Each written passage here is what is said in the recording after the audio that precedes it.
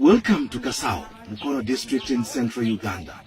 Here, Mariam Nabatanzi is like any other woman if you walked past her. But get to her home and you may be forgiven for thinking this is the boarding section of a school. Nabatanzi is 39 years old and has mothered 44 children already. 38 are alive today.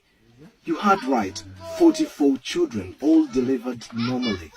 Everything here is done massively with near military precision. 22 kilograms of maize or corn flour, 7 kilograms of beans, 2.5 kilograms of sugar. That's the daily feed for this humongous family. I lost count of how many breads they ate. I'm in the middle of a huge operation, feeding operation. It's like a military operation. Feeding bread and porridge, that is for breakfast, to 24 kids out of the 38. It's just unbelievable. I can't tell who is who. I just wonder how the mom does it. They've just finished now, just been serving bread and porridge, and some guys were coming back for a second take. Their mom could recognize and say, "You're just down for a double," but some would actually get away with it. It's quite an interesting, extraordinary family, I should say. Question is, how did this all begin for Nabatanzi? First, she was married off too young, aged 13, and started having children immediately.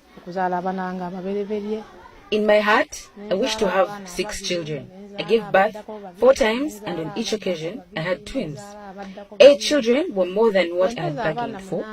I went to hospital to ask the doctors to stop me from having babies. The doctors carried out tests and said it would be risking my life if they stopped me. I was too fertile to stop. I went back home and conceived quintuplets. 5 children at once, and then 2 times more. With 23 kids, I thought it was too much, and I went back to hospital. But the doctors said they couldn't stop me without risking death. I was pretty healthy, having natural births.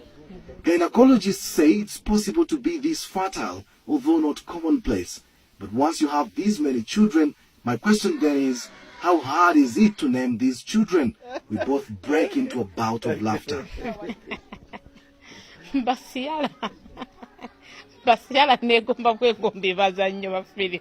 We use different names. First, when I started having twins, I bought a book of names. So I picked names from there.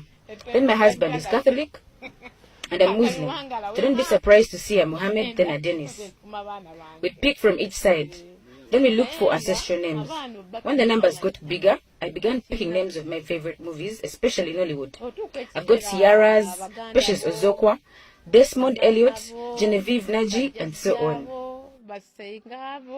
When you hear this kind of story, you must be wondering where the man responsible for all this procreation is. Well, when I posed this question, Mariam's lead face suddenly turned sad. I have had to put up with a lot. He's tortured me so much. He abused me, beat me up sometimes, and threatened to kill me once. He pays no school fees, nor does he even know what we survive on. Unashamedly, he comes and eats what he didn't leave home. He's not part of these children's lives. Where we are now, I bought with my own money and from doing little jobs here and there. He was in utter shock to learn I bought and built this place.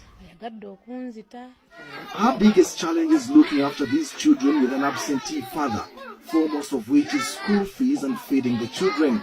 14 of her children are in primary school, where she has to pay more than 5 million shillings in school dues per term.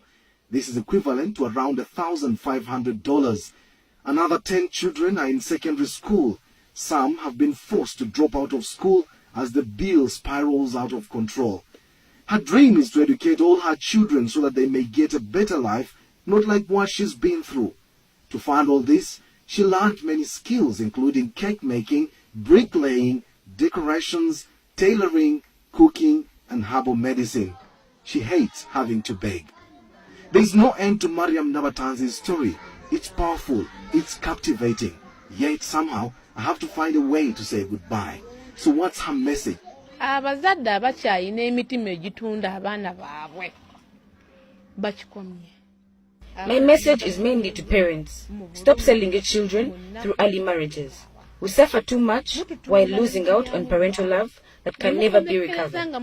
Secondly, To the mothers, do not desert your children as you walk out of marriage. Whatever the case, stick to and with your children. I strongly feel that had my mother not left me, my father would not have married me off young.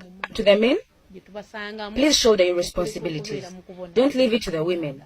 A man puts up a shop for you and they imagine all is sorted. No buying anything anymore at home. You forced us to become like men. Reclaim your status as men. Show us love and let us do our responsibilities. It's hard to hold back my own tears knowing so many examples of what she's referring to. Mariam only sleeps for a maximum of 5 hours a day. The rest of her day is dedicated to the children.